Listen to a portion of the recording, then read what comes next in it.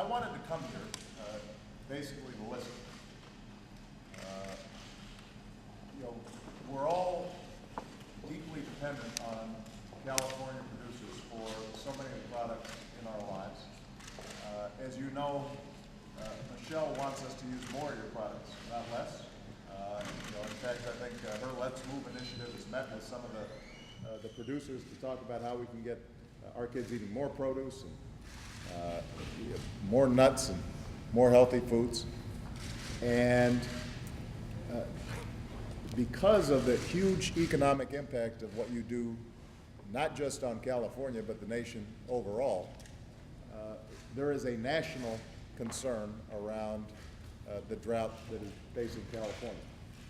Now, as I'm sure Tom has shared with you, and I think many of you know firsthand, we've been monitoring this for quite some time, and a whole host of our agencies have been coming in to interact with all of you and find ways that we can provide some immediate relief. But the truth of the matter is that this is going to be a very challenging situation this year, and frankly, the trend lines are such where there's going to be a challenging situation for some time to come.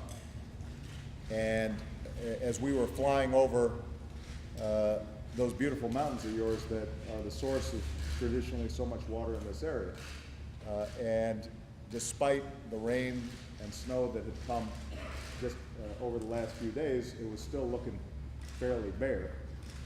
It gives you a sense that the baseline of water throughout the West, not just California, is going to be probably lower than what we've been accustomed to over the last 100 years.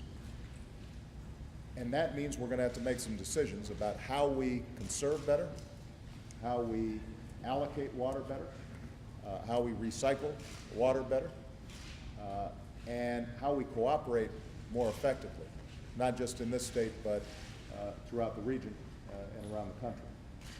Now, water politics in California traditionally, I know, has been pretty heated. And I told the governor, I'm not going to wade into this because I want to get out of here alive on Valentine's Day.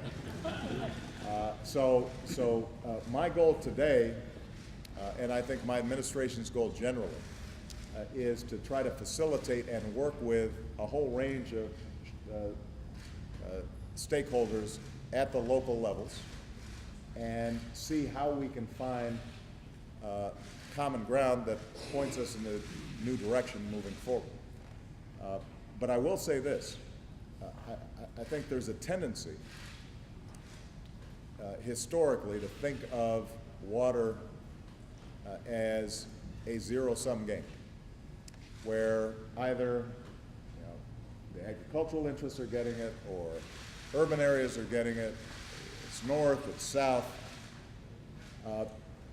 Given what we anticipate to be a significant reduction in the overall amount of water, we're going to have to figure out how to play a different game.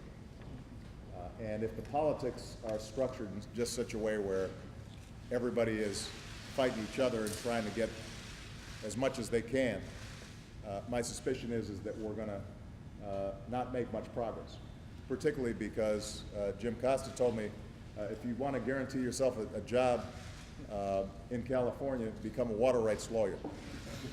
So what we can't afford, I think, is just years of litigation and no real action. And our hope is that we can convene a conversation that helps us move forward. So I'm glad to be here, even though I'm only going to be here for a little over an hour.